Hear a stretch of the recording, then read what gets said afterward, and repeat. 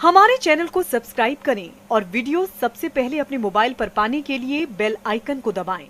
अगर किसानों की मांगे नहीं मानी गई तो ये सरकार दोबारा नहीं आएगी। अरे अरे, ये क्या सुन रहे हैं? बीजेपी के विधायक और सांसद गांव में नहीं घुस सकते।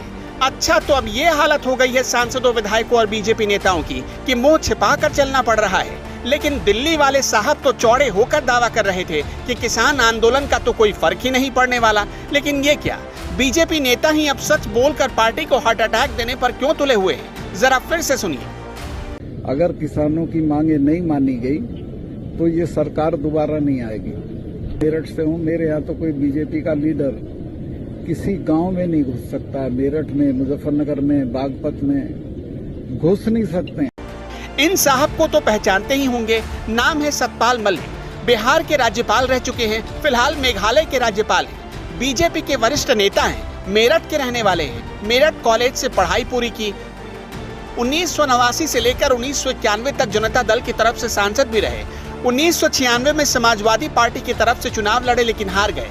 बीजेपी के राष्ट्रीय उपाध्यक्ष भी रह चुके हैं। 21 अगस्त 2018 को जम्मू कश्मीर के राज्यपाल नियुक्त किए गए थे।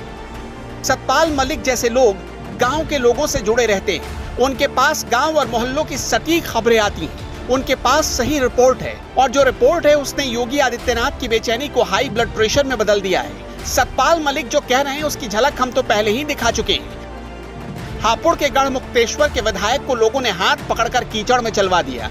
बीजेपी विधायक उमेश मलिक सिसौली में पिटते पिटते बच गए। लोगों ने उनकी गाड़ी पर कालिख पोत दी और जान बचाकर भागना पड़ा। डर के मारे सांसद संजीव बालियान गांव में नहीं जा रहे। रामपुर में बलदेव औलख के साथ ऐसा ही हुआ।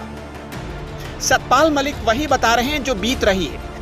अगर किसानों की मांगे नहीं मानी गई तो ये सरकार दोबारा नहीं आएगी।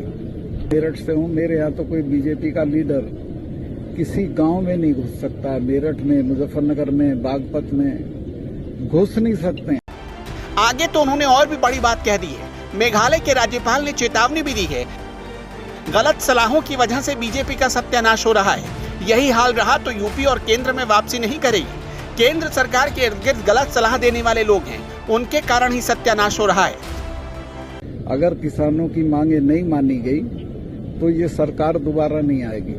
मेरठ से हूँ, मेरे यहाँ तो कोई बीजेपी का लीडर किसी गांव में नहीं घुस सकता है। मेरठ में, मुजफ्फरनगर में, बागपत में घुस नहीं सकते हैं। खैर, बीजेपी के लिए उसके अपने ही नेता खतरे की घंटी बजा रहे हैं। अब भी अहंकार से बाहर नहीं आई सत्ताधारी पार्टी तो पब्लिक को सत्ता से उखाड़ फेंकने में जरा भी वक्त नहीं लगेगा।